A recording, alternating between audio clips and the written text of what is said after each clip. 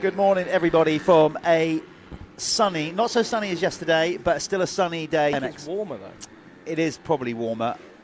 My name's Jeff Barrett. I'm joined by Callum Swan here for Dirt World TV. This is the Motul Fastest 40, powered by Michelin Amateur and Clubman Sunday. That's it. I feel like a news reporter. Yes. So we had the pros yesterday.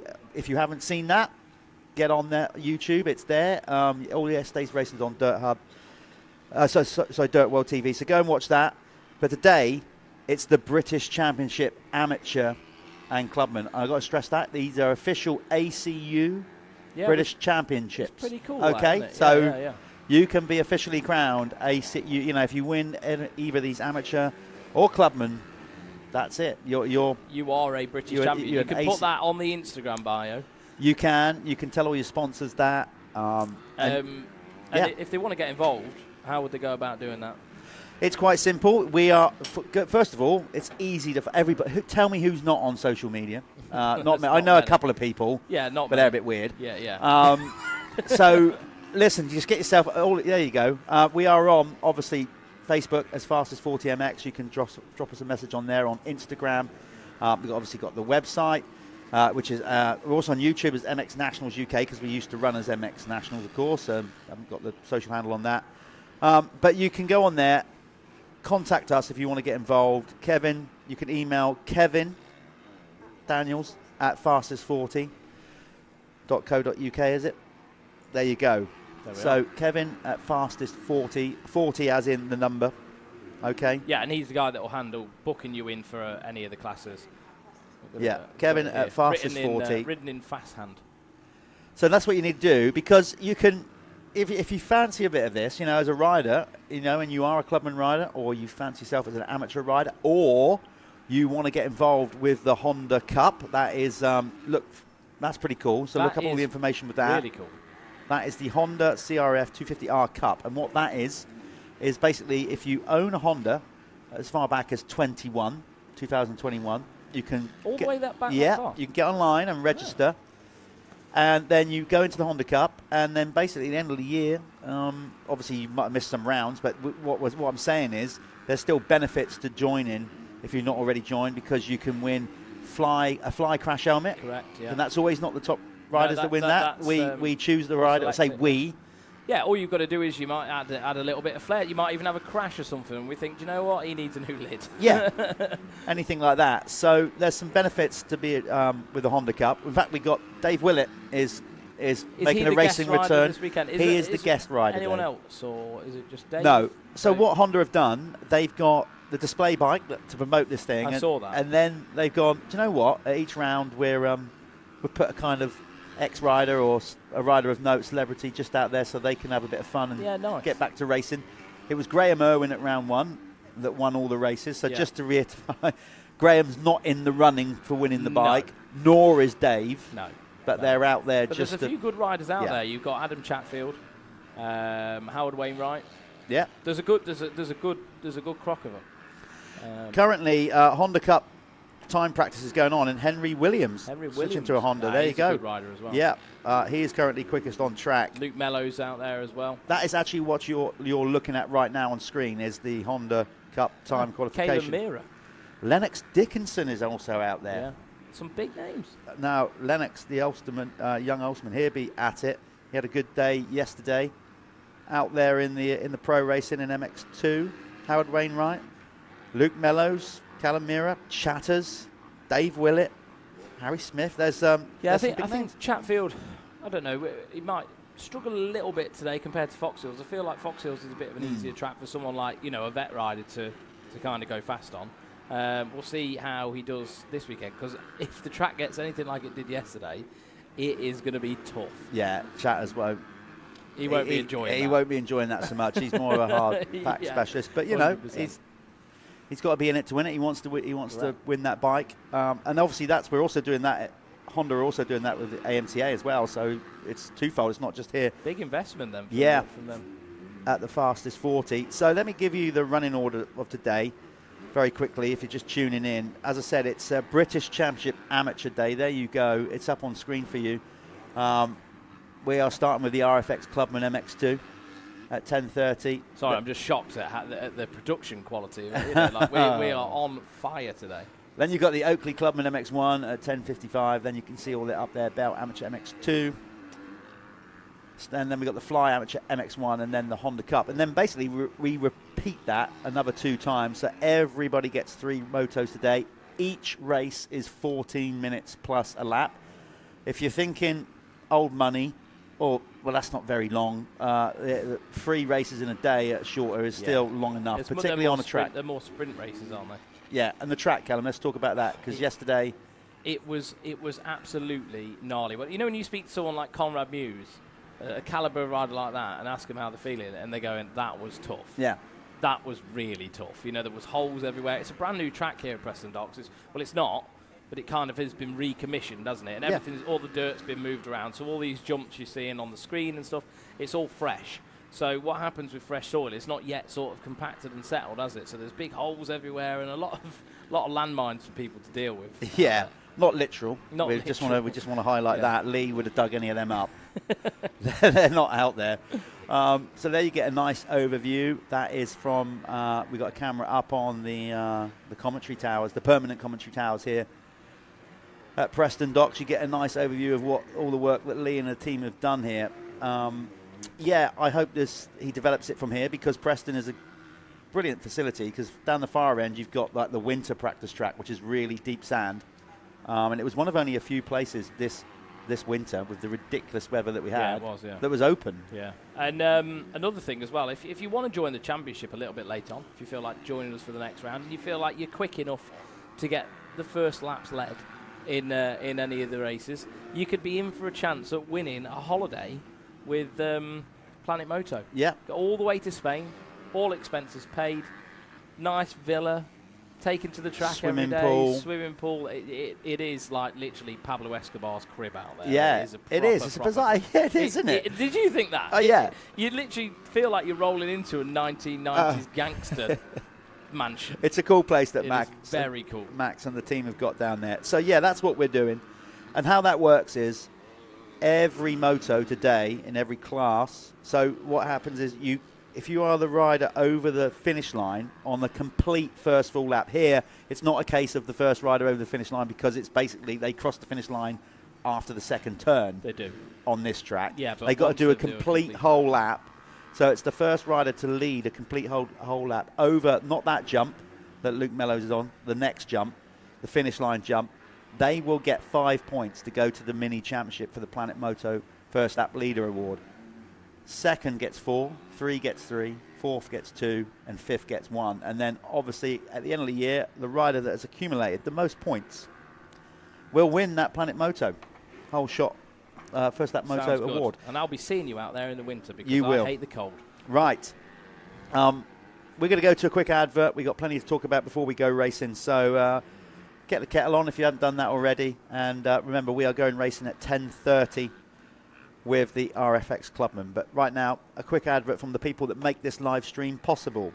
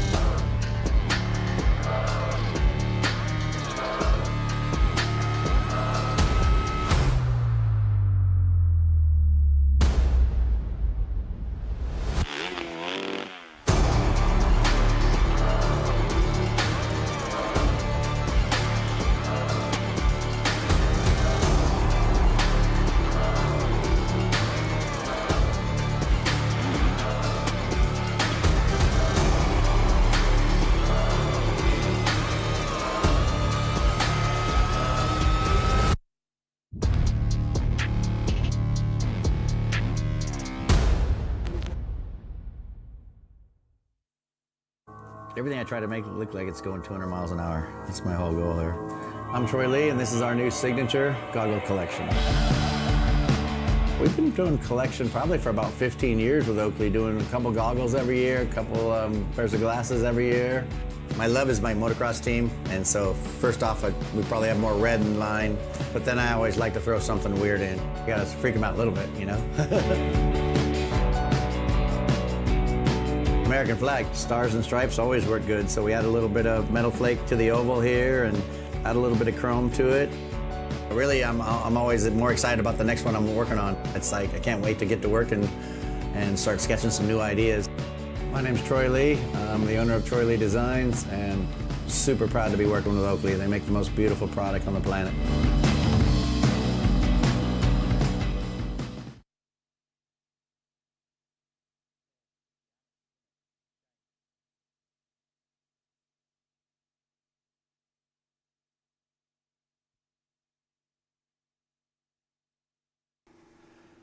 Welcome back to Preston Docks MX for round 2 of the Motul Fastest 40 powered by Michelin Amateur and Clubman British Championship. ACU official British Championship. Yeah, remember that. Get it set in your head, because one of these guys is going to become a British champion. Are we MX1? We are RFX Clubman MX2. That's what we're starting with. They're starting to line up. So let's give you a recap then on what happened in qualifying this morning.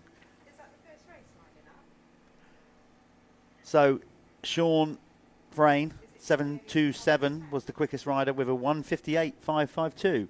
Pretty creditable. That's actually pretty quick, yeah, when you're looking at the times from yesterday. That's Yeah. not bad. I mean, I know the track was graded and they're first out on it, etc., but not too bad. Yeah, but it's very comparable to the 125s that went out first yesterday, which is...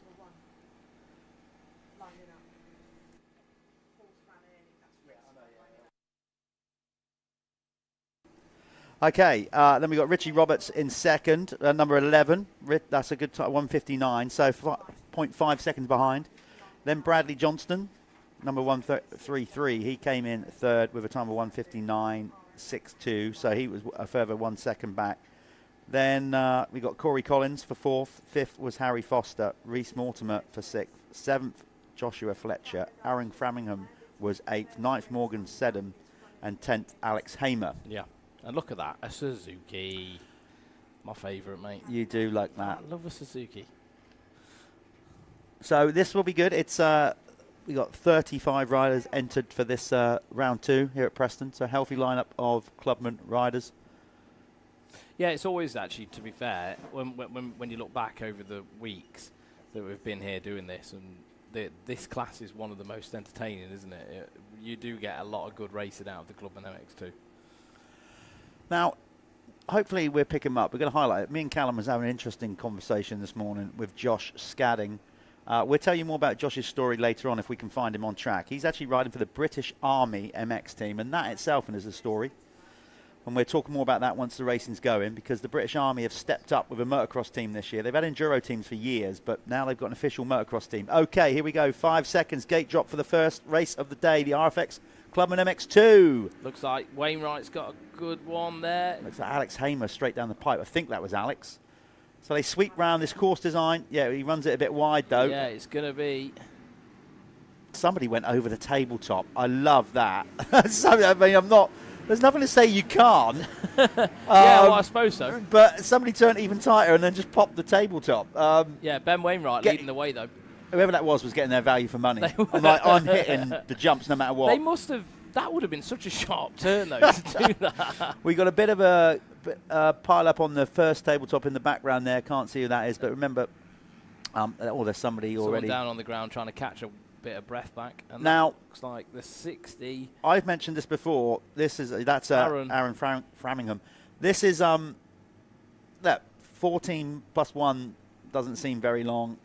If you've raced a motocross bike, you know, particularly for these Clubman riders who don't necessarily train, as in get an opportunity to ride much in the week. They might go to the gym, keep themselves fit, all those kind of things. But, of course, they're working class heroes, so that would mean a day off work. Yeah. And that's really why we did the one-day format as well. I mean, a lot of people kind of think that they need more than than they get. But I honestly think, it works, for these guys. They're not having the extra time off work. They're not having to get here on a Friday night. If you actually sit back and look at it from an outside looking in, it's good. That was a quick glimpse. I don't know if we can go back to him. Josh Scadding. If we can pick up 777, Josh Scadding, because that was him getting back into action. And when we tell you his story, you'll do nothing but have praise for the guy. So hopefully we're in time. We'll get our cameramen to pick him out. He's number 777 on a Honda. But right now we have Aaron Framingham leading the way. There he is. So let me tell you this. We've got to get, obviously, the leader over the line. So we'll do that in a minute. We'll come back to him. But there we go. There's Josh. Now, Josh is paralysed in one arm. Okay, his left arm. You can see him, like, it looks, he's actually got like a cast thing that comes over it with steering dampenings on it. It's incredible. Terminator. Yeah. Incredible. He must have came off at the start of this he did. race. So we'll come back to him. You see his left arm there? See all that equipment? Equipment on his left arm. Incredible. Right. We'll come back to Josh and tell you more about that in a while, because it's just a brilliant effort that he's out there riding with one arm. Planet Moto first lap leader was Aaron Framingham. If we can find him, there he is. So number 60, we'll pick him up. But he took the Planet Moto first lap leader award. It was that rider there. So 5 points to him. Yeah, at the minute he's sprinting away quite convincingly, isn't he? Yeah, 4 points is going to go to Ben Wainwright. He was second over the line. Alex Hamer gets 3 points. Sean Frayne gets 2, and Joshua Fletcher Williams gets 1. And that's how it works. And then at the end of the year, we accumulate all the points across all classes. Highest point scoring rider. Thank you very much. I'm off to Spain. I'm off to Spain. All I need to do is jump It is actually a really good prize, isn't it? All I need to do is jump on a flight, pack a bag, some shorts. Yeah, and if you're worried about your bike, you don't need to worry about your bike. They have basically a drop-off point in the UK where you drop your bike off to, and then that bike is then taken on a trailer over to Spain with everybody else who will be on the holiday with you. So you don't need to you literally don't have to worry about anything. You can you get on a flight like a Grand Prix rider, land in Spain, bikes are all there, all out the truck, ready to go. Yeah, incredible. So I try and do such a good job of promoting Max in the hope that he goes, Callum, come over. Bring Cooper over. Keep doing it. You don't need to rent an Airbnb. Just come stay with me for a month. Keep saying that for the remaining 4 rounds. And he might buckle. We'll see. He might buckle. Right now, Aaron is having a good ride. Of course, he's been a regular front runner in the mix for these championships down the years. He's got off to a particularly good start in this one. And it looks like he's starting to gap the rest of the field. He has a 5.5 second lead over Alex Hamer. Another rider with British Forces background. He's actually in the army, Alex, or was. Was in the army, I think. No, I think he was in the army, yeah. Yeah, he's got his own business now, apparently. He told me yesterday, yeah. So Ben Wainwright of the Wainwright dynasty. There's lots of Wainwrights that race motocross. Yeah, they've just been flat out with it for years, haven't they, in the family? I think they used to have an ARW racing team. Remember Glenn Phillips? Yeah. Yeah, he used to race for Rob, didn't he? They just love it. So Ben's there in third. Fourth is Sean Frayne. Joshua Fletcher Williams for fifth. Toby Lightbound, who's very much engrossed in the industry. In fact, the very brand that is sponsoring this event, he is the brand manager for many brands within that. Yeah, so Bell, Oakley, Fly. Does a cracking job as well. Yeah. 7. Yep. Yeah. So, but he gets out there and races on the weekend. So there you go. So Toby is in 6th. 7th is Harry Foster. Bradley Bacon is in 8th. 9th, Corey Collins. 10th is Reese Mortar. Outside of the top 10, 11 to 20 reads Matthew Pocock. George Clark. 13th is Bradley Johnson. Richie Roberts in a 14th. Ben Reeves is currently 15th ahead of Morgan Seddon. Sam Menzie is 17th. 18th is James Suckling. 19th is Carl Breslin. And in 20th is Dylan Chatburn. So there you go. That's the current running order, top 20. Yeah, I didn't expect to see Richie Roberts all the way down there. Richie's just on screen there trying to fight his way through after, pretty good qualifying, second in qualifying. I know he had a bit of a ding-dong, didn't he? Yeah. With another rider. So, yeah, maybe just got a bit of a bad start and just having to work his way forward, but seems to be quite buried there, doesn't he? Of course, he was racing yesterday in the 125s as well, in the adult category of 125s. Yeah, and you're you can do that. Yeah. If you feel like you want to do 2 days racing, if you feel like you're fit enough, if you want to come race with us, then that is a possibility as well. We've got the 125 class on the Saturday that you could also enjoy. Just to highlight, if you're just tuning in, we did give you some start times earlier on. We are currently running ahead of that. Now, the reason we've done that is it's another hot day here at Preston.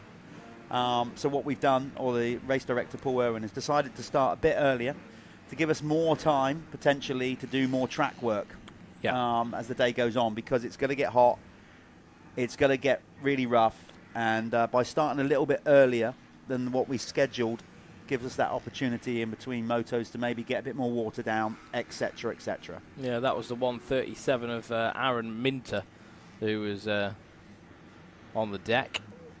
They get quite cut out, don't they, those inside humps? So Lee builds these inside humps to kind of slow the inside of the turns down and create passing spots. And they do really rut out deep. I just think that's because it's such a fresh build. Yeah, for sure. For sure. They need to pack out. Yeah, once they get weathered and he builds them and we don't have a race now. I mean, it needs rain and like for it to settle, for a track to actually like. I mean, he only completed this last week or so. I think it was, yeah. The track will bed in, and then as we come back, hopefully in previous years, those inside lines will be a bit firmer. Yeah. But also here tweak the circuit. But even though they've been soft, they have, from an outsider looking in, looked like the fastest option in a lot of cases. Yeah. No, it's a good. The track was challenging the pro riders yesterday. Conrad said it's what, I think he even quoted as saying it's what British motocross needs. Yeah. Like a technical track like this. It's almost like a mini GP track. Yeah. And the new format. Yeah.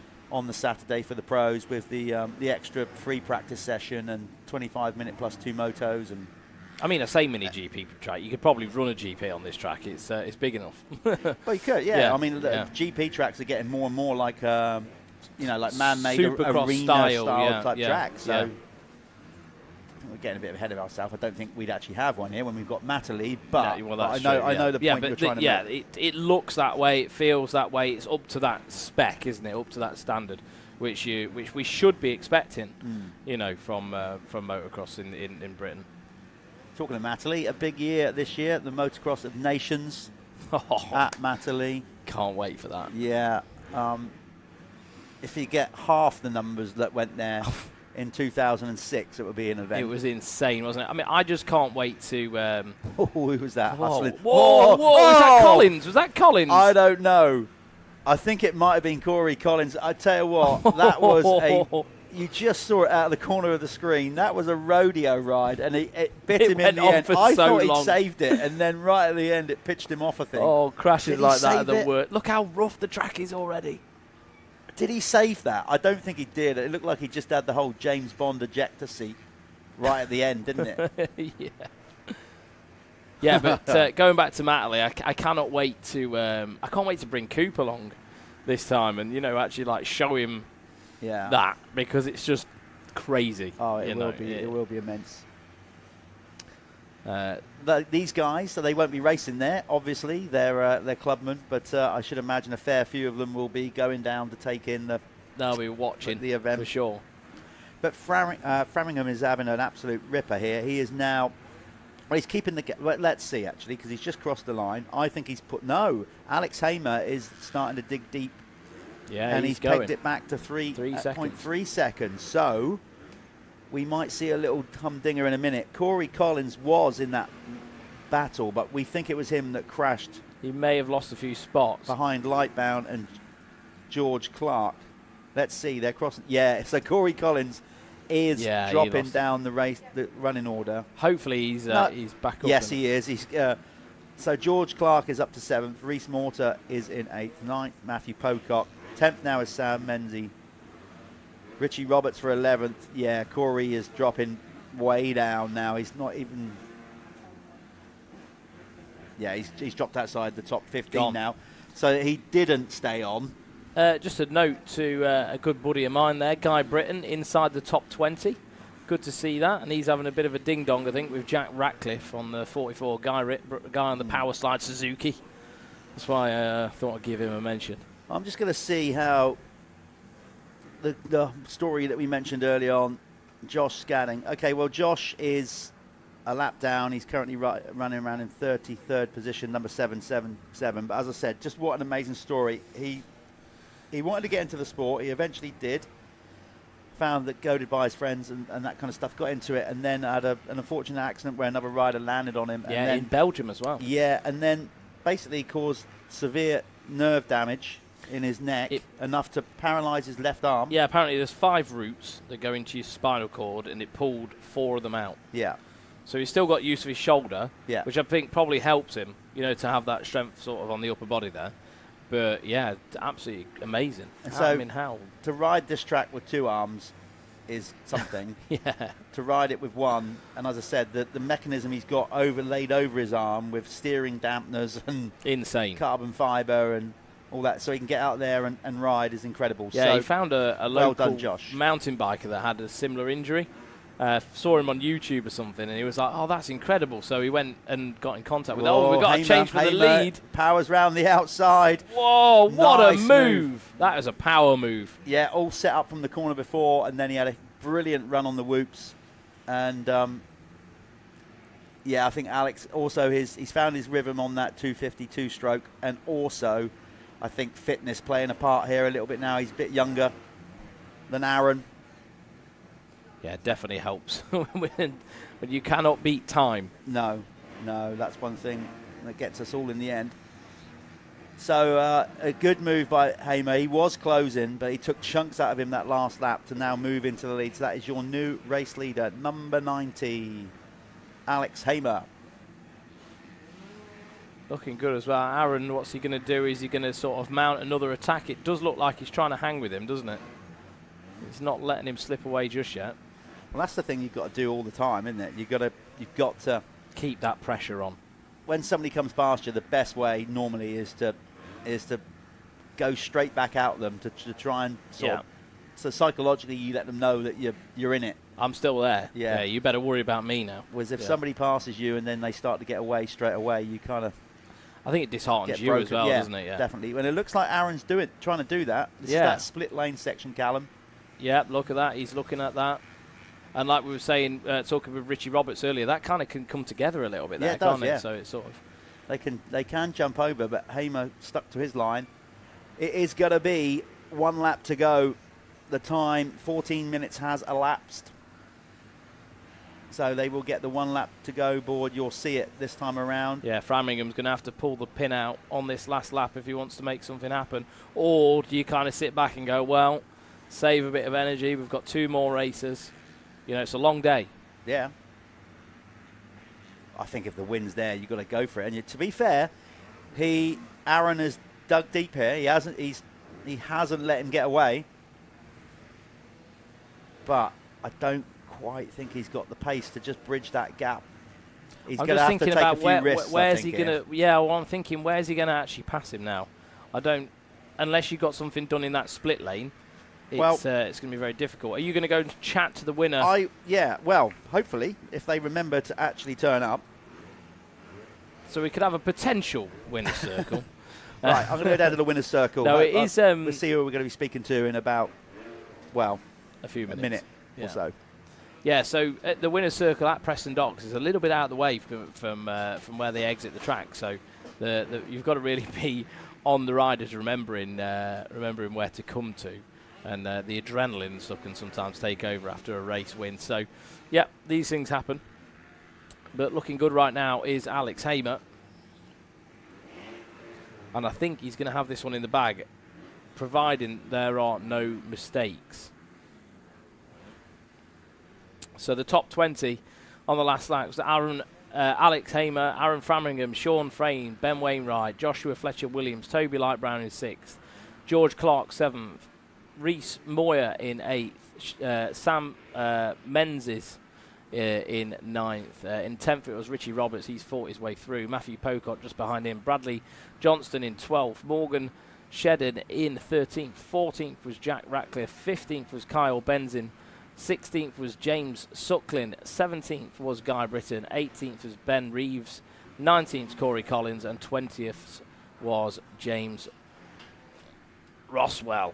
And the winner of that one was the number 90 of Alex Hamer. And there, look at those 2 guys having a quick chat, quick get together. Well, hope they remember to go and see our man Jeffero, because he'll be waiting for them, that's for sure. And this track already starting to get rough at the docks here in Preston. You can see that hue in the air over the town in the background, the haze. It is stiflingly warm today, very, very close. Lot of humidity in the air, so it's going to be tough for these guys. You know, 3 short races, like sprint races, it's going to be absolutely savage for them to get through the day. Track's going to break down. We're going to make sure we keep on top of that, though, with the dozers, keep it watered. And there is Alex taking a ride up to Jeff Perrett in the winner's circle. So it looks like he has remembered. Jeff's going to feed him with a bottle of water, I'd imagine. And we'll get going. So that was the first race of the day. And that was the Clubman, the RFX Clubman MX2. Next up is going to be the Oakley Clubman MX1. We are running a little bit ahead of time. So, yeah, get ready for that. We're going to send you off to a quick commercial, and you'll be in the winner's circle with Jeff.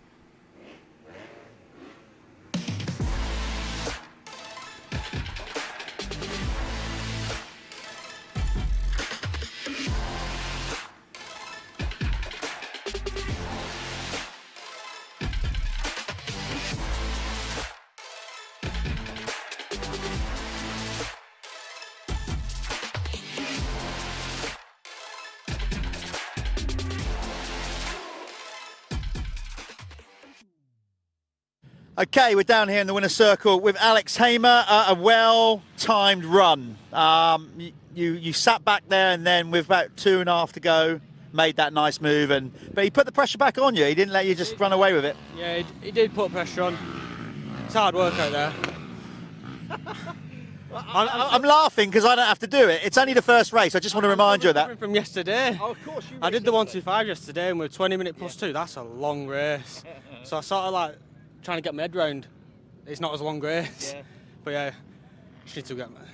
It was good. I'm tired. Well, look, you'll sleep well tonight. But obviously, like we mentioned, you used to be in the army. You're not anymore. So what does sorry to remind you of Monday, but what does Monday bring? Well, I've got my own business doing tree work, so yeah, we've got trees, big logs on Monday, so not looking forward to that. But you live for the weekend. You'll be fine, mate. You'll get some rest in tonight. Back to work on Monday. Hate to remind him of that. Your first race winner in the RFX Clubman MX2, Alex Hamer. Well done, mate. Thank you.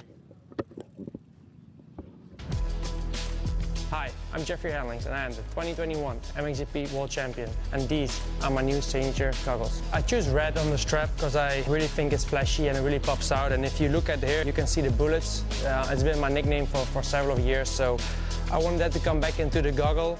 Then when you look further on the patch of the strap, you can see my signature, my race number. As I'm Dutch, we put a nice lion in there on the back. Then when you go to the other side, you see the nice Oakley graphics on the red strap, what really pops out.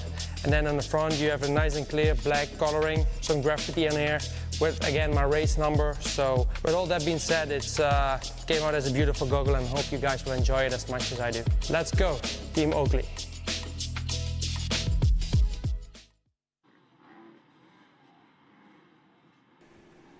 And here we are with Clubman MX1. Harry Fletcher, number 17 there on the Honda, was your fastest time qualifier, followed by Charlie West and Billy Saunders. That was the top 3. Let's see who's going to get the start.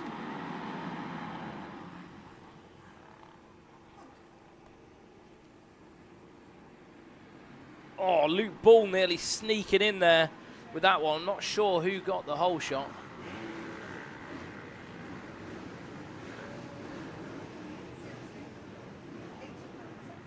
That was Matt Dowse. So Matt Dowse taking the early race lead. Is he going to go on to try and get a lap lead and get some points on that Planet Moto scoreboard? So Luke Dowse, where was he in qualifying? So he qualified in 8th position.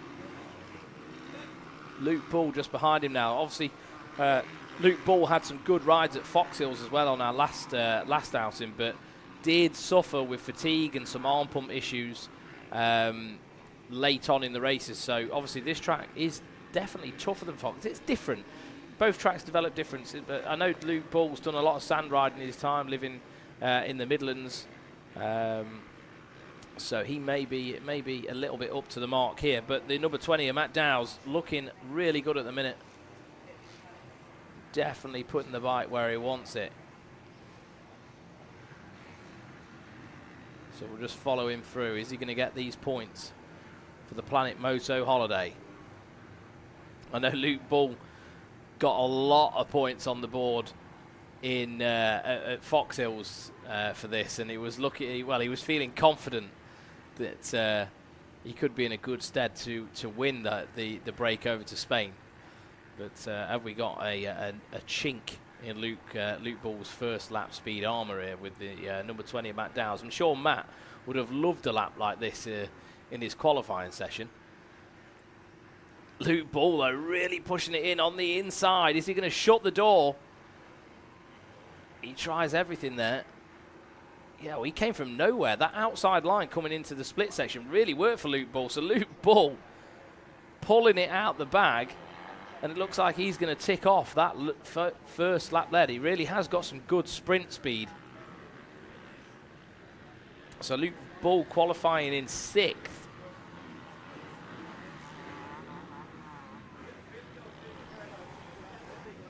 Quite interesting, actually. So Luke Bull's lap time in qualifying was a 2:02.859, and he just did a 1:59.670. So it just shows what you can do when there's a little bit of adrenaline pumping in the background.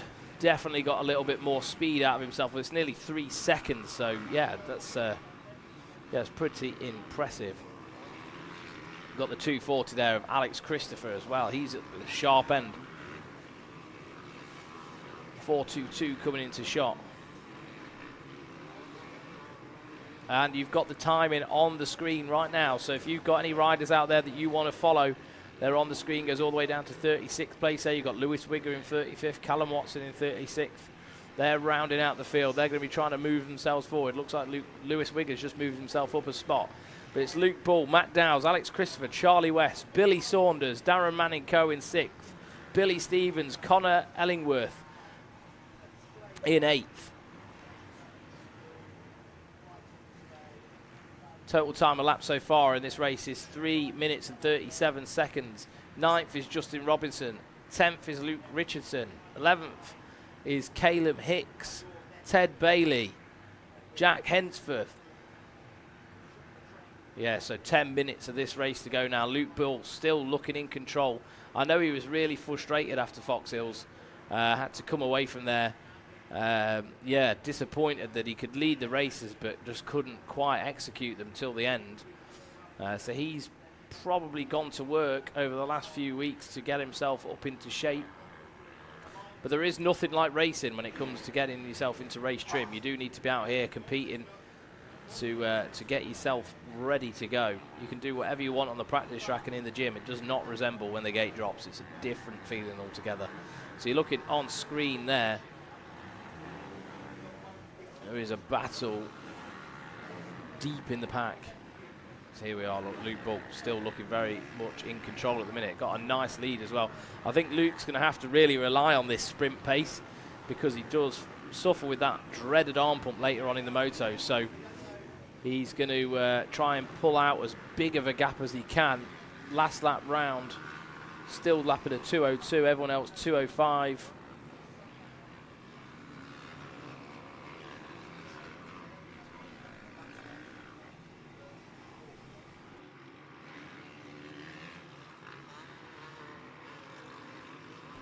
Yeah, so Billy Saunders and Billy Stevens going at it there.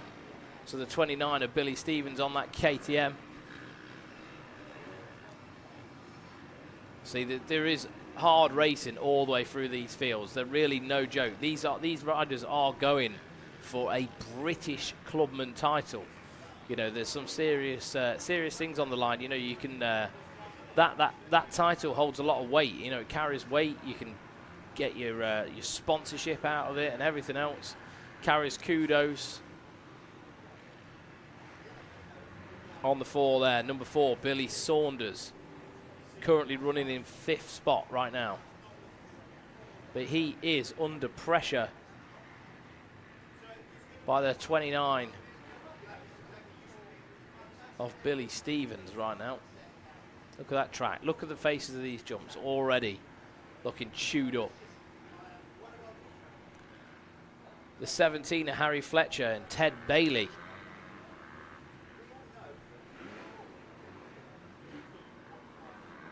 Yeah, so Luke Richardson, Justin Robinson and Harry Fletcher all very close on track now. The 48, Justin Robinson, looking like he's on a two-stroke Yamaha. So a few two-strokes out there in the mix, still putting it. It's so the two-stroke probably you are a pretty decent advantage in the, disadvantage in this class, because you can actually race the 252-stroke in the 250F class as well. Some riders just opting to choose for MX1 over MX2 if you're on a bike that's sort of compatible for both.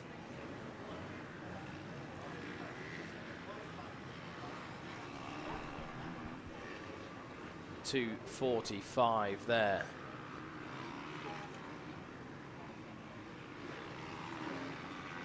That was Jordan Andrews on screen. 422. That's Luke Richardson. Just going down the back over the circuit now. Still a battle on screen here, though, between the 29 of Billy Andrews. Charlie West is there as well. This is a good one for, and then I think Alex Hamer is not too far in front of these guys. He's in shot. Alex, he's just been out. Huh? Alex Hamer, he's just, you mean Alex Christopher? Yeah, I was going to say, Christ, he was just saying about how tired he is after the first. Oh, really? Well, he did ride yesterday as well. The track looks like already really rough. Yeah. Yeah, he said already it's tough, but he did race yesterday, so, right, yeah. You know. Body is shutting down. Like you said, he's not in the army anymore. He was, but he's still a fit lad. As he said in his post-race Winner Circle interview, he's a tree surgeon, so he's got to go logging timber tomorrow. Yay. I bet that's fun. Like we said, the genuine weekend warriors and heroes. And Luke Buller's got a nearly 6.5 second lead now. You can't beat a bit of bully. Well, what I was saying, like Fox Hills, he was really struggling with the end of the races, wasn't he? So if he's got the opportunity to, if he's got the sprint speed on everyone else, you've got to get that gap in early, aren't you? Because if you start getting arm pump set in, you want to at least have some buffer. Yeah. The old dreaded arm pump. Ooh. Yeah, a lot of people do not like that. Yeah. So I managed to escape that in my career. It's tough though. I've had it since I've stopped riding and then come back, but never really had it when I was in my route. So Billy Stevens and Matt Dow's are really close on track. You can see them there now. So Matt Dow's leading the way on those two. So Matt Dow's nearly got our Planet Moto first lap in, but Luke Bull just managed to pip into that. Who did get that? Because I was out there. Yeah. Yeah, just on the last part of the track. Passed him in the split section by going on the outside, carrying more speed. Did we have any riders turn tight and go over the tabletop again? No. Oh, that was good. Yeah, it just had a little quick look when I went out, looked over the fence there when we did the winner's circle, and yeah, it's savage. But then it's motocross, isn't it? It's not. I said it before. It's not indoor bowls. Well, that's true. You know, although do they do indoor and outdoor bowls? Yeah. You're from that part of the world, aren't you? Where there's a lot of that bowls part of the world. Like, you can play bowls anywhere in the world. Not from the south of England. There's a lot of bowls going on in the southwest. Okay. I can just feel it. Oh yeah, there's a lot of balls going on down in the southwest. Bulls country. Well, yeah. But it is a tough sport, and nobody. What bowls? Were you based? No, not that. You know, all these riders do it because they love it, you know, and yes, you feel the fatigue, but we've said it so many times, that is a sense of achievement. You really do feel, as tired as you might be, and as physically demanding as motocross is. Talking about tired, look at the state of Billy Stevens' arms. They've all dropped down. You can see he's used a lot of his energy reserves, but he's still really pushing now. Pushing the back of Matt Dow's as much as he can. Well, he's got the inside, he's managed to get it done, but you can see he's just literally hanging on to that motorcycle. Yeah, I don't know, I think that's more... Might be his style. I think it is. Yeah. rides more with his elbows down. Loose, you know, like he's sort of loose on the body. Yeah. That was a nice move. He just sort of made the move. He kind of saw that he was sort of within striking distance, Matt Dow's there, and he just did that power move up the inside. To be fair, Matt did also spin out a little bit, but yeah, I think so. Like still some quite firm parts, I think, underneath the you know, at this track it does get like that, doesn't it? You have that like ripped top layer, and the bottom bit can start to bake a little bit. This is looking good for Luke Ball, as you said. Fox Hill, he did get some flyers, but then he did absolutely suffer with it. Wasn't fitness. No, his arms were just his arms, like ruined.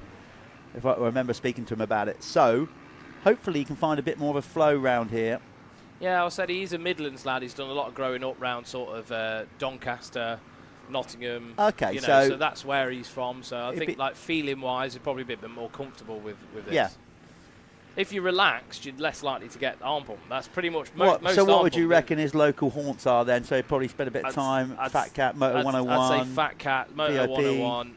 Probably not so much VIP. Maybe a bit more north than that. You know, done a lot of racing at Sherwood. Oh, okay. Places like that. So and Sherwood probably quite similar ground-wise. Yeah. It's a little bit different, but it's, you know. Not much though. No, I'd say the track chews up similar. Yeah. Yeah, those little sharp edge, definitely juttery bumps. So if he's comfortable with that, he's not going to be in a position where he's riding, you know, tense, is he? I think hard pack riding, you generally there's not that much hard pack around the Midlands, you know, like actual genuine hard pack. Well, I got to say, he's looking very comfortable. He does. You know, and the gap's come down a little bit. Billy Stevens has closed in by about a second that last lap around. Well, no, actually, take that back. He took loads out of him. Took 3 seconds out of him. Last time round, yeah. So, is it we need to keep an eye. Similar situation again? Well, getting a bit squirrely. We need to keep an eye on Billy Stevens because, like I said, he took chunks out of it. He's by far the quickest rider the last lap around, 2:06. He took 3 seconds out of everybody around him and more. Yeah, so 29 is on a lick. He's let's see if he can close that gap. Last time round for Ball was a 2:09.10. Billy Stevens 2:06.153. It's not going to take that much time to start closing that gap. He does look like he is. You know, now we've said it. He does look like he is starting to just tire a little bit. Luke Ball. There is number 29. He's the man on the march.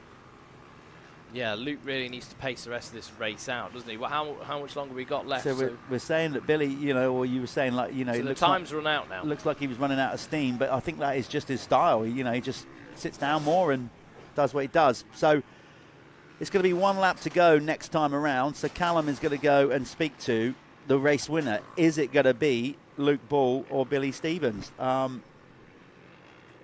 Well, could be any of the top 5 if any of them make a mistake. But right now, Luke Ball is your race leader, number 143. But we are focusing our cameras on number 29, Billy Stevens, because he is the rider. You can see the distance now. He is nearly on the same section now as the race leader.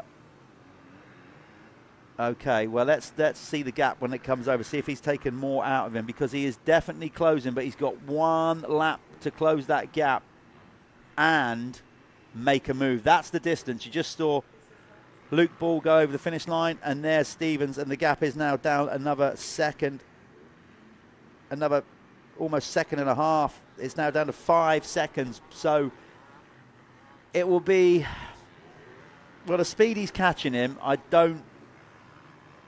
can't see. I can see him getting close here, but actually getting close enough to make a move by the flag drop, I'm not so sure. I think it's going to need a mistake from Luke Ball here. There he is, the race leader, number 143.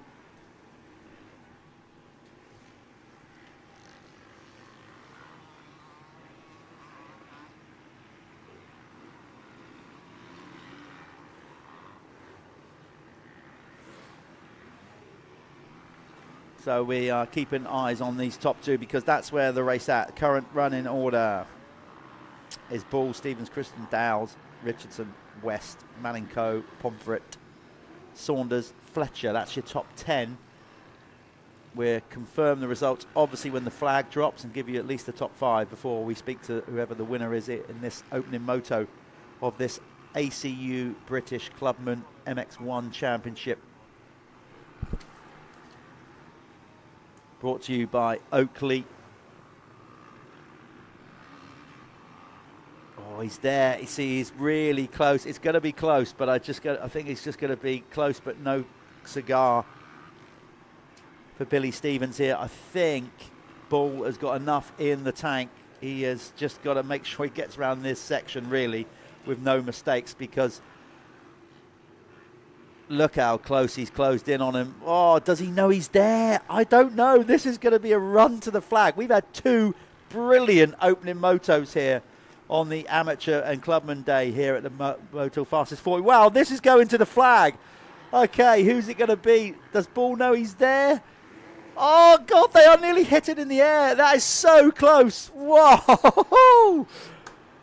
What a race win for Luke Bull, but I am putting my hands together for Billy Stevens. I'll tell you, that was heart in the mouth stuff over the jump before the finish there. I thought they were coming together for a moment. So in the end, Luke Bull won that by 0.3 of a second over Billy Stevens. Alex Christopher brings it home in 3rd. Hopefully, we're going to speak to Luke and find out what he thought of that. Matt Dowles comes in 4th. 5th is Luke Richardson, 4.22. Harry Fletcher gets a 6th. Darren Manning-Coe for 7th. 8th is Harvey Pomfret. 9th goes to Charlie West. And rounding out the top 10 is Justin Robinson.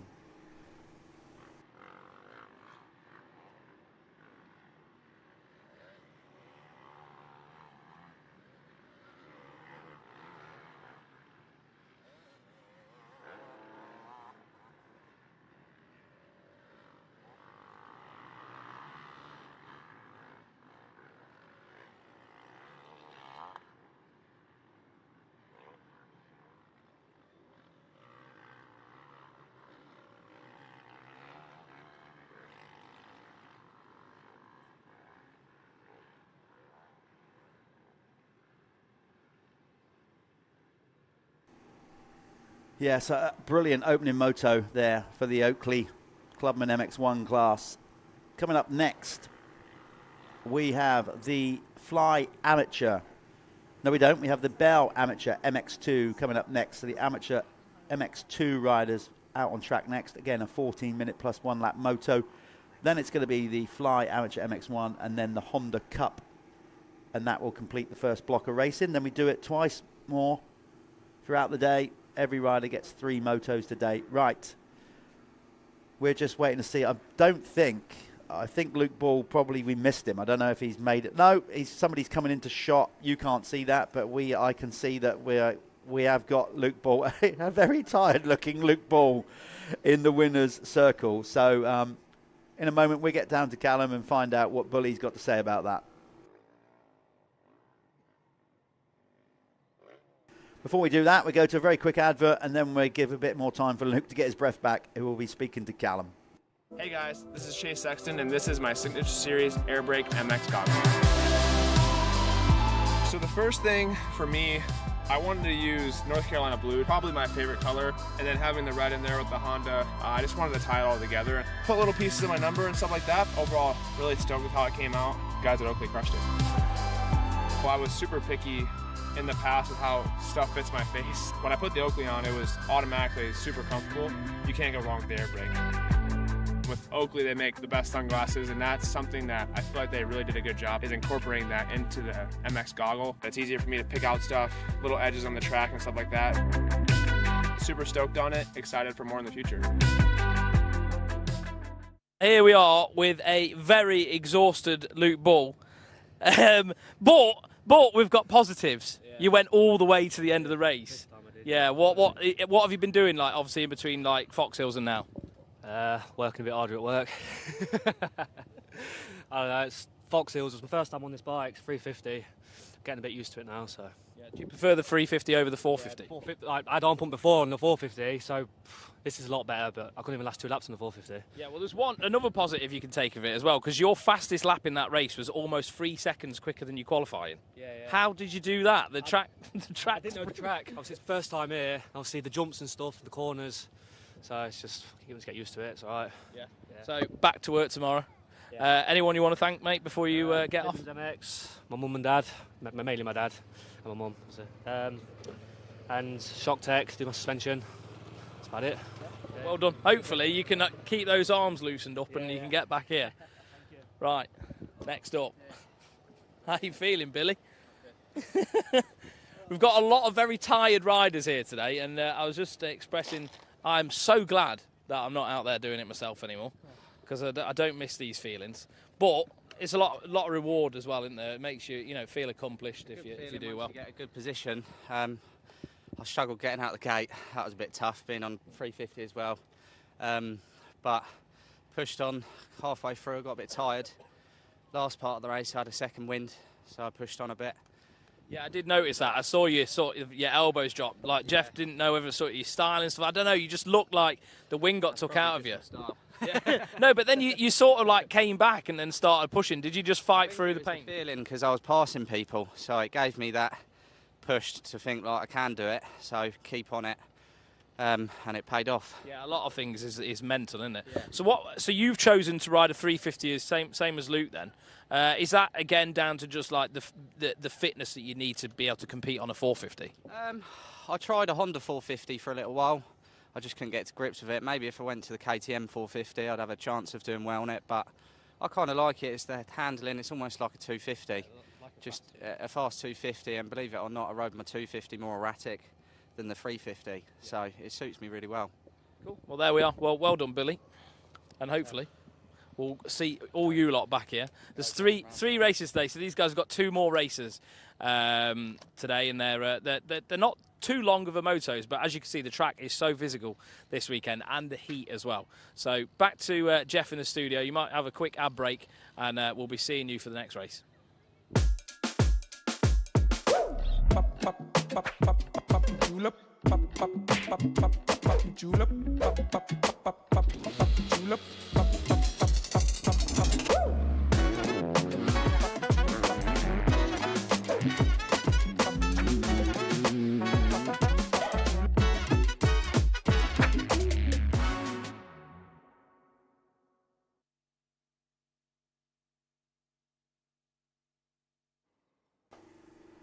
It's going to be a tough day out there. We're at 1 moto in, 2 motos in, and as proven, we've already got riders that feeling the fatigue. They got 2 more to go, and that's why we said with this Clubman racing, you can argue, is 3 motos at 14 minutes plus a lap enough ride time? Well, on a track like this, and for the fact that these guys don't get to ride so much in the week, it's not their full-time job, then definitely I think all of them would say that's quite enough ride time for today. Thank you very much. Okay, coming up next, we have the Bell Amateur MX2. So a bit of a higher standard here. Some of these riders are either already been in pros and have now dropped down, or are working towards being a pro rider. One such rider who is edging towards wanting to be in the MX2 pro category maybe for next year, or even maybe towards the end of the year, is Harrison Greenoff.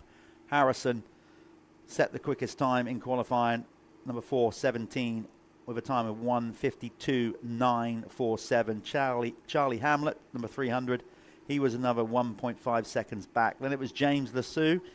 James has, I'm sure, raced British Championship Pro motocross in his career. He does quite a lot of YouTube stuff now, number 2 out there in the all black, so keep an eye on James. In fact, he came to this venue not long ago just to do a little lap around the track with his GoPro to show what the new layout was like. Archie Hicks, 777. He came in 4th ahead of David Plank. Dan Bruff came in 6th ahead of Jonathan Roderick Evans. Lewis Parkinson, number 115, came in 8th. Logan Wilcox for 9th, and 10th in qualifying was Jacob Randall. So the amateur class is not quite as full as some of the Clubman classes, but still, let me reiterate one more time, these are all official ACU British Championships. Okay, so somebody is going to be an ACU British Championship come round 6, a British champion come round 6. And we'll get their awards, I guess, at the ACU Presentation Awards at the end of the year, etc., etc. So, you know, an official FIM sort of sanctioned under the ACU British Championship up for grabs across all classes. So expect the racing to be good. As I said, numbers not quite, it won't be like a near a full gate like we've got in the Clubman in either of these amateur classes, because it's that kind of stepping stone class between being a Clubman and turning pro. And of course, some Clubmen don't ever want to aspire to be pro racers, whereas others do. So the idea of this class is a stepping stone, a little bit faster in speed to get used to before they go to pros. So that's probably a part reason why we don't have such full lineups in the amateur program. But as I said, that's regardless, it's an official British title.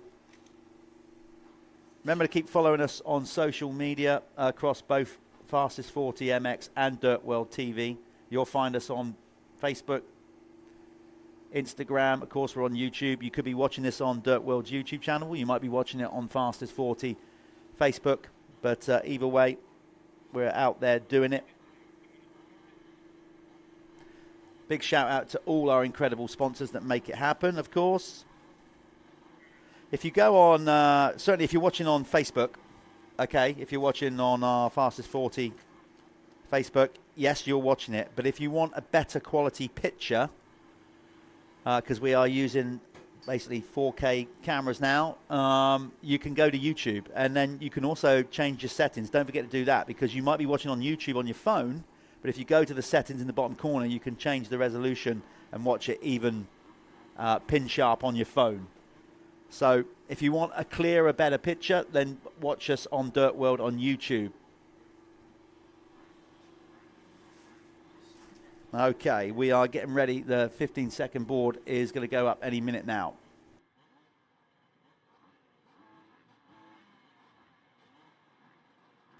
You saw in the interval there, as we're getting plenty of water down. We've got the pond here that the team have built. Plenty of water, and that's why we started a little bit earlier, by the way, on our schedule to get more time. 5-second board is round. Who is going to get the whole shot here?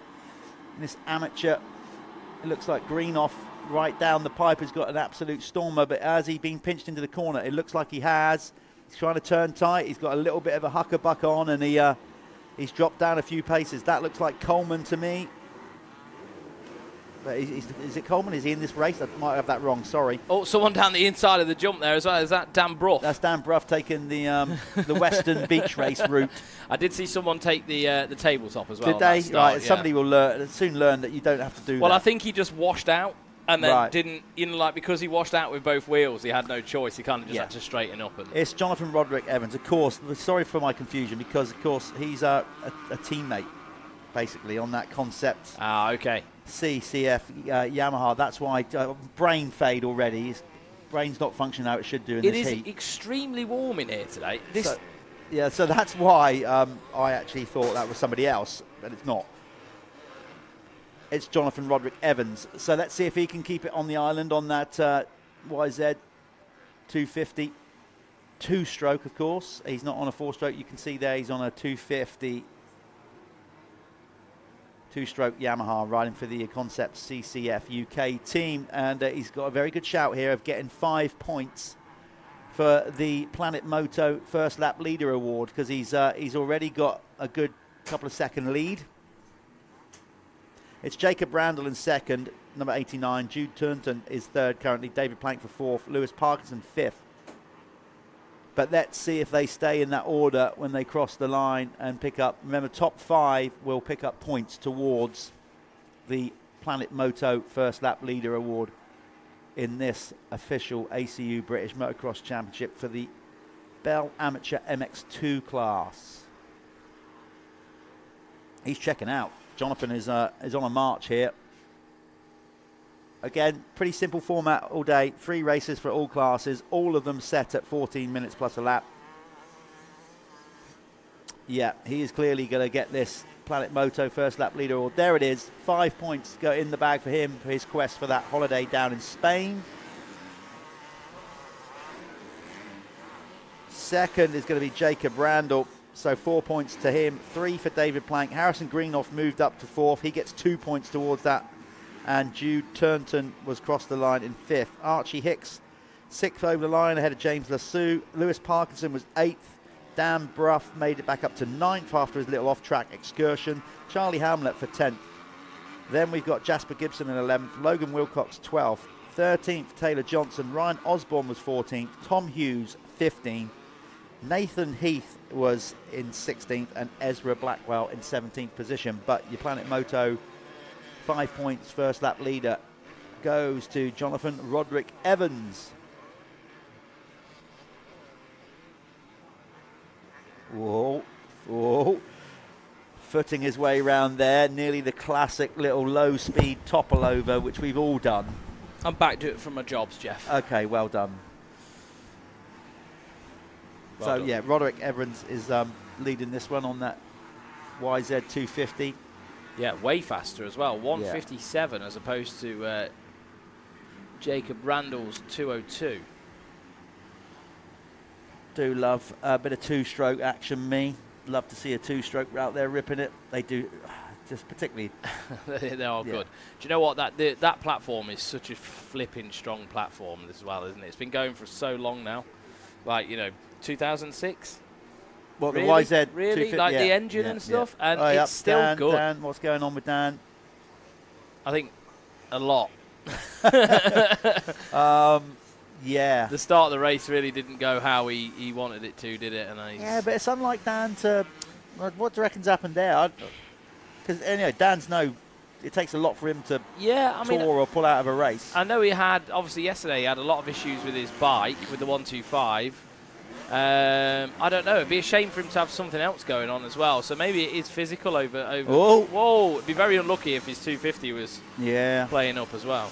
Well, that was Harrison Greenoff nearly toppling over the top of that berm. He's currently in 3rd. He's got the pace, of course, because he was the quickest qualifier. And we saw at Fox Hill towards the end of the race at Fox Hill, he really turned it on. But he's got to get going a bit here. I'll tell you why. Because not only has he got to pass David Plank, first and foremost, the rider in front of him, because Jonathan Roderick Evans has already, on one lap, has almost stretched the lead up to 10 seconds. That is huge.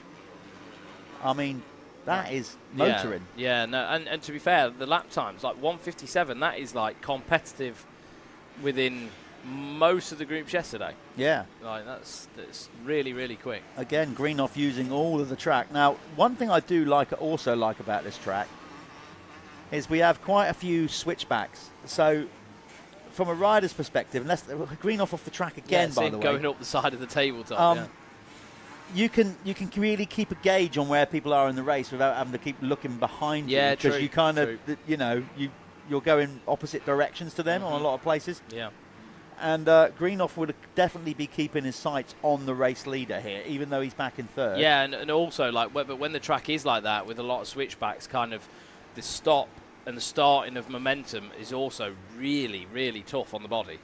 Yeah. There's because you want to find that flow, and it can be more difficult, I think, to do that once you're braking in the corners, big acceleration. But he looks really untidy at the minute. He does at the minute, and that's unlike Harrison. Great ride, though, from David Plank. Give him some credit. On the 916 Racing. His race number is actually 942, but his race team is 916 Racing. And, well, I've got to say, terrible pun, but David Plank is not riding like one. No, he looks very composed at the minute. Yeah, he's riding really tidy. Because Harrison's throwing everything he's got at him, and he's just like, it looks like he's just riding his own race, doesn't it? Yeah, whereas David is just sort of hitting all his marks and looking pretty tidy, to be fair. And he certainly doesn't look flustered he must hear Harrison behind him going here, there, and everywhere. Yeah, but I think you've got a choice to make, haven't you? You either don't get flustered, stay with it, ride your race, don't worry too much, you know what I mean? Or you try and react, and you can potentially tire yourself out. That looked like that outside is working today, though. It wasn't working so much yesterday for the pros. The pros were making the inside count, but Harrison Greenoff, to good effect, slung shot it round the outside. Be to interested go up to to see second. what Harrison could do now with a clear track in front of him. Yeah. Mate, you're struggling.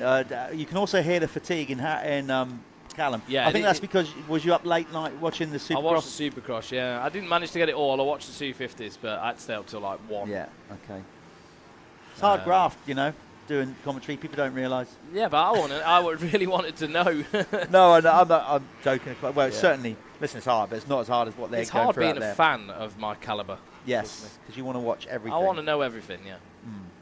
Well, I can tell you, if you want to know, Jonathan Roderick Evans is now over 10 seconds in front. So now with a clear track, let's see what Greenoff can do. Let's give you the running order.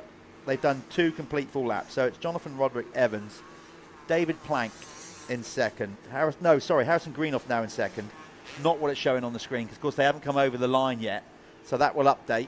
So Greenoff's in second, Plank's in third actually. Then it's Hicks, Lassou, Turnton, Wilcox, Charlie Hamlet, Jacob Randall in ninth, and rounding out the top 10 is Taylor Johnson. Bizarrely, Dan Bruff set the quickest lap of the race. Yeah. But is last. Yeah. So I don't know if he had bike issues or he had a problem, and now he's back running and has set the fastest lap. He's going to come over the line anytime soon, providing there isn't a terminal bike issue. So it'll be interesting to see what's going on. That is some lap there. He went 3 seconds quicker. Yeah, ridiculously. Than But Jonathan. I haven't seen him yet come over the line, so... Unless he went off track again and shaved it. Yeah. I don't know. Or he's got a transponder issue. Who knows? But anyway, he's showing that as in last there position. He is. There's Dan Bruff. So he's still circulating. He's come through. And again, with a 201.915. Yeah, so he's going quick, but it's not enough to catch up. I wonder if he had maybe a tip-off and he was just sorting himself out when we saw him. Tell you what, it's still a long way back from him from there to break the top 10. Yeah. He's got a lot of work to do. Right, let's see if next lap around, if Harrison Greenoff can get this gap down to Jonathan Roderick Evans, because it's gone out further on that last lap. It is now 11.5 seconds. And I have to say, Jonathan is looking very slick right now. Clean. Yeah, he is not overriding the bike. No. He's rolling. He's carrying a lot of roll speed into the corners and just like... Yeah, he's not blowing out trying berms to avoid that stop-start, loss of momentum, yeah. He's flowing quite nicely. He's not... Because you can slam... It's so easy to feel like you can slam these berms and these ruts. Yeah, but it will exhaust you, won't it? Well, not only that, you end up going slower for the best part. So, he seems to be taking where he can the shortest route around the track as well. Good observation, roll speed. Yeah. And especially on a 252 stroke, you have to really make sure you're keeping that bike in the right part of the power. He's going to have to keep that roll speed going, though, because Greenoff is now starting to do what we'd expect with his qualifying time. 1:57. Yeah, he took 3 seconds, nearly 3 seconds out of Jonathan Roderick Evans. So now, with a bit of clear track in front of him, let's see if Greenoff can get about. We saw it. He did it at Fox Hill. But only probably 3 laps to go. There's 3 minutes plus a lap. Big ask, that. It is a big ask. But I've got to say, the first 2 races we've had today have both been riders chasing the leader down to the flag and nearly getting it done. So, God, Luke Ball was so close to losing that was close. So close. This is, like I said, Jonathan Roderick Evans looking the part here. Bike looks good. He looks good. Can he make it count? Very Club MX vibe. Yeah. You know, the FXR looks cool. Yeah, the team's doing a good job over there.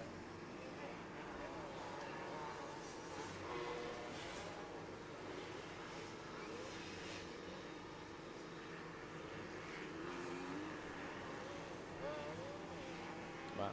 So, we're just counting down. Archie Hicks looked really fast then. Yeah. Yeah, so there's the 777 of Archie Hicks. On screen now is the 12 of Jude Taunton. Yeah. So there's Archie, 777. He's riding the CBR racing machine, or on our, at least on our entry sponsor list here. He looks tidy. Yeah.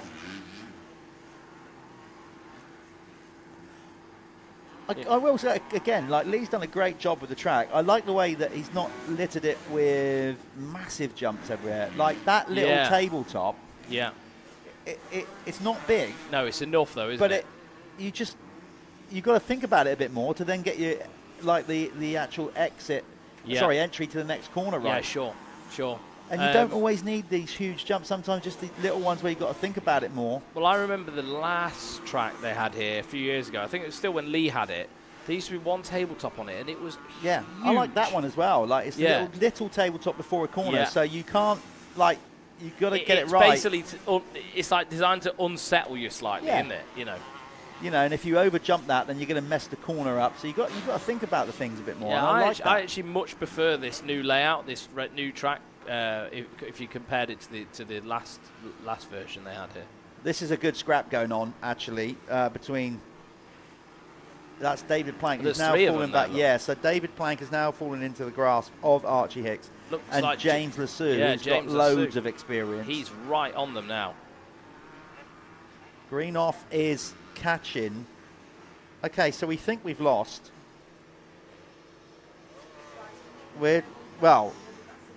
Maybe. Have we got a new race leader? Yeah, I think we have. I just seen Roderick. Yes, so Harrison Greenoff, while we were watching the battle for third, fourth and fifth. Looking nice as well, isn't he? Nice. Well, he's always got, he's had great style from the very get-go. Paul Cowshaw from an early age trained him. Then Gary Lynch. Obviously, I've spent some time with Harrison as well when he was on our team. And he's got some Team cool, Green. Cool body language going on.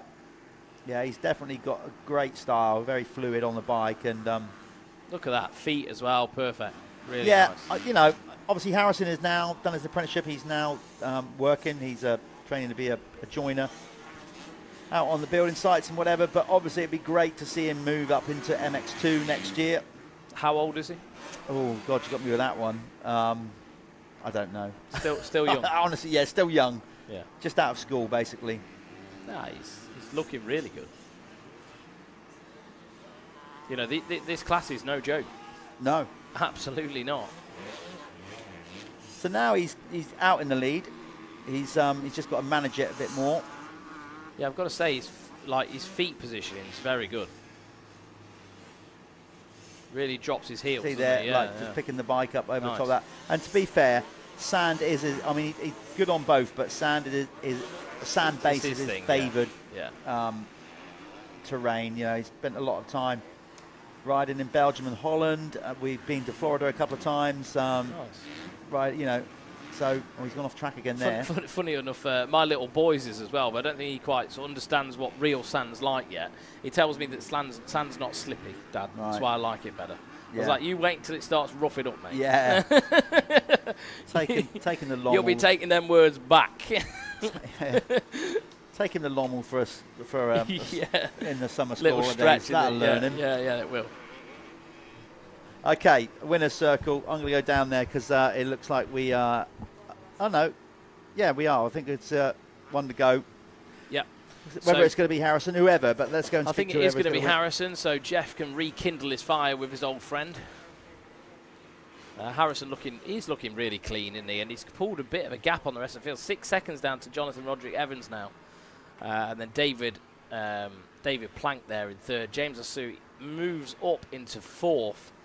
So James Lassou's done pretty well at the back end of this race. He's definitely found a little bit of pace. But crossing the checkered flag is Harrison Greenoff. And that's a race win. Ticked off for the young man on the 417. Jonathan Roderick Evans comes through in second. Third was David Plank. James Lassou was in fourth. And it should be Archie Hicks, I believe, crossing the line in fifth.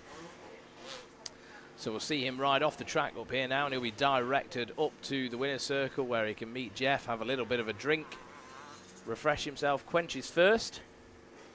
And then after this, something pretty cool. we've got the Honda Cup coming up. So Honda Cup, these guys are all racing to win a brand new 2025 CRF 250. And yeah, so that's going to be quite intense. That's going to be, again, a 14 minutes plus 1 lap moto. There's tons of prizes. These guys come in there as well. Go in a brand new Fly Racing helmet. And of course, the bike and the support from Honda UK.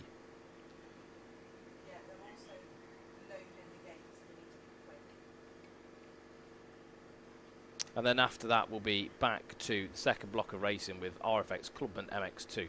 But before that, we shall see in a minute. I'll take you off to this quick ad break, and Jeff will be back with you shortly.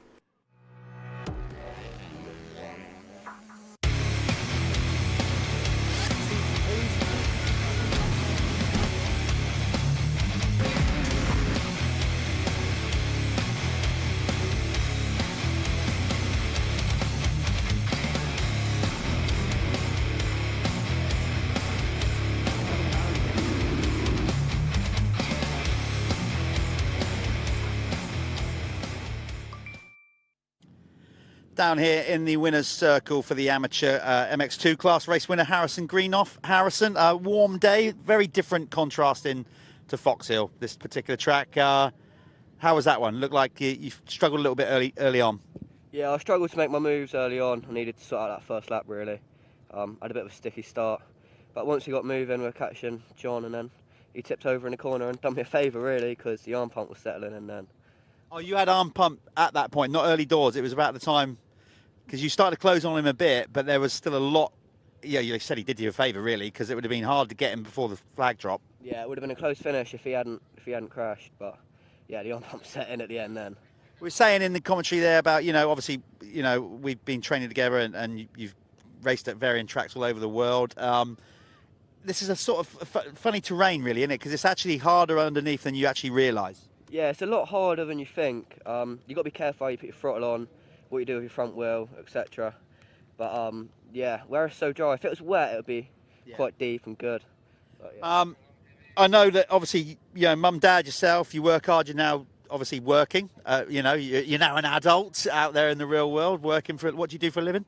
I'm a carpenter. I'm an apprentice, so I'm on site 5 days a week, doing my thing. And of course, you go racing. But how? You got a lot of people to help you out. So just give them a name check. Yeah, I'd like to thank mum, dad, my sister, nan and granddad. Ian's out watching in Australia. My uncle Richard for Consulux, Lifelines, keeping me hydrated, Royal Apparel, Simpsons Associates, Silkaline, Dirtworks, and everyone else that helps. Good stuff. Good luck for the next 2 motos, mate. All the best. There you go. There's Harrison Greenoff taking the race win in the Amateur MX2 class. Up next, we have the Amateur MX1. Nice one, Harrison.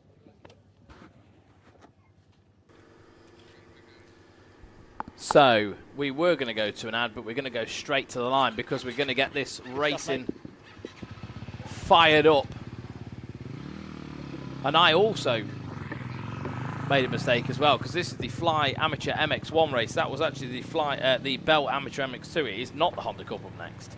So that is, we're all human. We're all human. But yeah, now is the Fly Amateur MX1, and they are out the gate. Who's going to get the whole shot and then take some points maybe for the first lap leader award for their Spanish holiday? It looks quite convincingly like Greedy at the minute. Yeah, Josh Greedy storming away through, and then Rossi Beard just behind him, Jamie Fort, Jude Gayland, Edward Briscoe up there as well. Edward Briscoe, I haven't heard that name for a long time. Good to see Briscoe back out doing a bit. But Rossi Beard, coming in really hard on Greedy at the minute. It's going to be a big sprint for the first 2 laps of this one in our Fly Amateur MX1, the opening race of the day. They've got 2 more to go. Jeff Perret is now back with me. Yeah, good old Nick Fisk, commentator, is no longer with us in the 90s. He's kind of like, Eurified my name. Yeah. Yeah, everyone would have just, well, it probably would have been Perret at one point, maybe. Maybe, I don't know. But he had a bit of French flair to my name. Jeff Perret, I was called. Do you know what? I never felt like I wanted to correct him on it either, because I kind of thought that's quite nice. Yeah, I like that. Because then some people might not think it's me judging by my performance. Yeah, that's it. And you could like sort of stand there with a really thin cigarette, and leather jacket, like a Frenchman. Yeah, yeah, like a smoking jacket on. Yeah, like Hugh Hefner. Okay, this is the Fly Amateur MX1 class. Greedy will want to win this one. Rossi Beard back out there now. Rossi, it's good to see Rossi back riding. Obviously, he was a protege for a while there. He really did go hard at Josh Greedy on the first half of this lap, but Josh looks like he's broken him a little bit now. But Josh has renownedly got very good sprint speed, hasn't he, Josh? Yeah. Yeah, and Rossi, as I said, he's not full-time racing. I'm not saying that Josh is, but what I would say is that Josh, the Greedies have a residence in Florida. Yeah. And they obviously spend a lot of the winter in Florida. And this has a Floridian type feel to it. Very does. The whole Preston. vibe as well. And even like the humidity here as well this weekend. I would just like to point out, I'm on about the track here at Preston. I'm not for 1 second comparing Preston, the town, to Florida. That's very contrasting. But the track is kind of has that feel. Yes, it does. Yeah, it's almost like riverbed sand in there. So Planet Moto first lap leader. That's 5 points. 5 points on the door. So, but Greedy also this year, I think he is actually taking racing pretty seriously. Is Josh? He's planning to go to America and do Minios. Yeah. And I think he wants to try and qualify for Loretta's as well. So, he's on it. Yeah. And I'd like to highlight that he is also the current Arena Cross Amateur Champion as well. So he's already got an official title in the bag this year. It's quite interesting as well because, like, as an amateur, he was like kind of nowhere near his brother, was he? He was a little bit more out the limelight. Wasn't, I'd say, as fully dedicated. But then as he's got a bit older, I think he's obviously developed a bit more of a love for it, hasn't he? Yeah. And like, I'm not doing this just because my family want to. You can see that he wants it now. Yeah. Well, he started training. He's like before he was riding for a bit of fun. I think perfectly okay to sit in, Ash's shadow and all that kind of stuff. But now he's like, got himself fit. He wants to train. He wants to make make his own destiny and make a name for himself. So good on him. I like it. Well, look at this. Rossi Beard has he's settled good. in. Has he got the fitness though? Because I don't know how much Rossi rides now these days or whatever. He's certainly got the pace. Yeah, he's always been quick. 100%. And I think that first lap that Greedy put in, or at least first half a lap, did it broke it up a little bit, but Rossi's definitely reeled in now. Look at Scott Aldridge as well. Scott, we were on about because he had a stormer at Fox Hill. Yeah, he did. He certainly took one moto win. I remember speaking to him in the winner's circle. And this is Scott's stuff. Is it going? As well. Yeah. This is Scott's stuff. Like I think he would be my favourite to get this race win. Right. Well, listen, we know we've highlighted potentially reasons why. Changes. Yeah. Is he going to go? He got the inside though. Yeah, he has. He's rode it in there. Brilliant. That was a nice move from Rossi. Yeah, and Scott just trying to react on the back of that as well, just while Josh was on the back foot. He's done it. Look at that. That outside line is definitely working there. Though you're right, Aldridge is absolutely on it. He's so comfortable in these conditions. What I was going to say is that, we don't have a full lineup clearly in this class, but what we do have are racers of quality that are right on the cusp there of, they could potentially ride in the pro class. Well, they probably wouldn't run in the top 20, but no, these are all guys that had the potential to be pros. Exactly, as that's well. the idea. So when they're coming up through amateur, look, lots of different things can happen as a kid's growing up. Parents run out of money, kid loses interest, whatever. And then when they all get a bit of work done and they come and start racing for themselves, they can have another go at it. And that's what Rossi's a great example of that. Yeah. He was prolific in youth motocross. He was, And obviously then just to make that next step was really hard. He got a couple of injuries, that held him back. Yeah. And then you kind of got that downbeat thing where you just feel like you're not getting anywhere. You can't climb that bridge, And then sometimes you just need that little reset and come back to it. Same for Scott. Scott was I think one of the best riders in the country on small wheel 85. And I think it pretty much stopped there. Like he was, no one could beat him on a small wheel, especially in the Midlands. He was just ridiculous, ridiculous. And then from then, rode for a bit of fun. I think the expense of it all was very stressful for everybody. And then, yeah, I mean, I remember it. He would ride himself to Finningley. I told you before. Yeah, that's on mad, an enduro bike. That's bonkers. On an EXC with knackered tyres and go out there in the A class and be in the top 10. Like, crazy. Well, I'll tell you what, we don't have, like I said, we're down a bit on numbers regards to compared with the Clubman, but we are still seeing some great racing. Top 3 are laying it on. Then we've got the battle between the next 4 riders, Jamie Fort, Daniel Mule, Sean Wainwright, Eddie Briscoe. There's next to nothing and between then Brad Thornhill those guys. there as well. Yeah, then you've got Brad Thornhill in 8th. 9th is Shane Davis. Jack Seaborn making an appearance. Is Jack Seaborn out there on an old bike as well? Yeah, I'm yeah, pretty sure he yeah. is. So if we can have a little look at Jack Seaborn on the 227. I think he's right. I think he might be doing like Fox Hills. I think he's just training for that, yeah. Getting some bike time in. Of course, Jack was a top rider in his day and then kind of went away from it for a bit. In fact, he had a little stint at the MX Nationals as co-commentator with us back in the day when he quit riding. Yeah. Funny kid.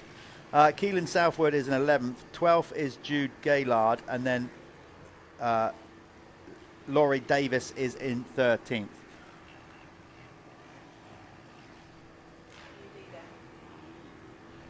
Scott Eldridge is set the quickest lap time last time around with a time of 1:50.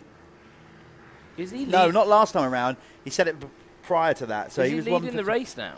He could well be, because I think Rossi Beard has just dropped back. So yeah, Scott Eldridge turning that pace into the result that he wants it to be currently.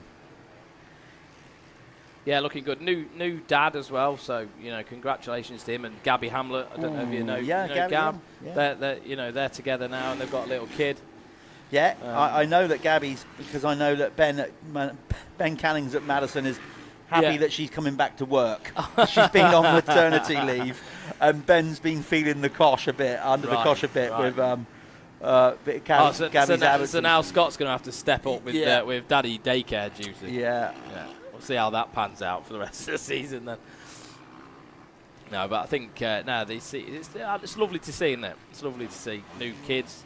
I think that's probably explains why he's also running O'Neill gear, because Gabby works for the brand Madison that bring O'Neill kit into the UK. So I've noticed though, if anyone's got any wants to sponsor anyone any boots, I've noticed his boots are duct taped up. But that's Scott. That is just typical Scott. Okay, Edward Briscoe is on the move. He's gone up a couple of spots, number 56. He's a big old strong boy, Eddie. Do you know what? It's cool to see him back as well. Yeah. He did a lot of years AMCA Championship. Always been a really good rider. Again, another one of them riders who was just on that knuckle that didn't quite make it over the bridge. I've always felt he rides the bike with a lot of finesse, because like I said, he's a big guy. Yeah, does it nicely.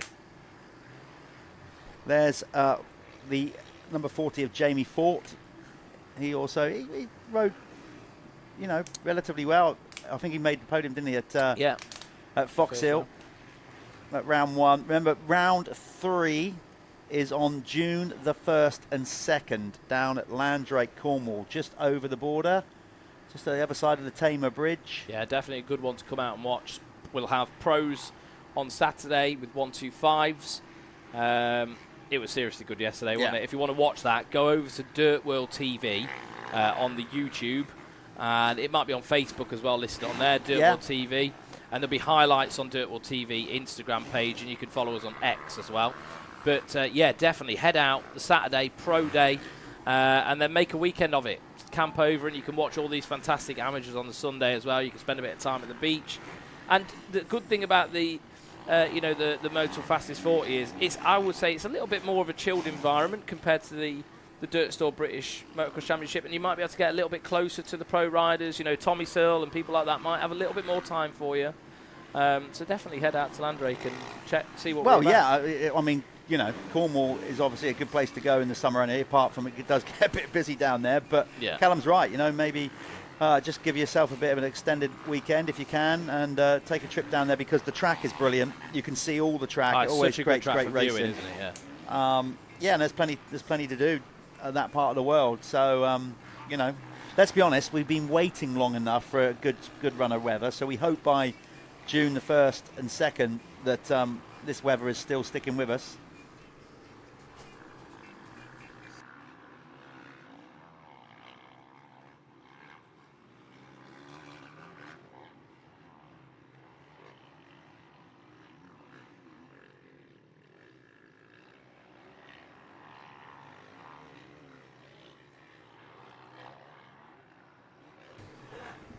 Yeah.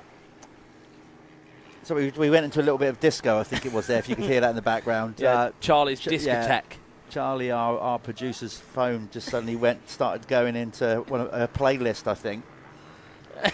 It's not gin and tonic time yet. Do you not want to have a chat with us, Charlie, about it, or you need a bit of a break? She's been dancing. Yeah. Back to the racing. Scott Aldridge is got a good run going here. He set the quickest lap time. He's strong. He's pushed through. He's now broken, I think, Rossi Beard and Josh Greeley's challenge by a considerable amount here, actually. We're still waiting for Rossi to cross the line. In fact, has Rossi gone missing? No, he's there. 6 point... What is that? Yeah, so 7 seconds. So Aldridge is... You're right. It is his going, isn't it? It is. Well, again, he's a little bit like Luke Paul, so, spent a lot of time. Fat Cats, Finley, Sherwood. He's a Nottingham kid, so... Yeah. From that part of the world. Yeah, looking good. As we said, this is going to be a tightly fought championship. I think so. And again, British ACU championship. To be amateur British ACU champion is a... I take it. I would definitely take it. 100%. And I don't think Scott had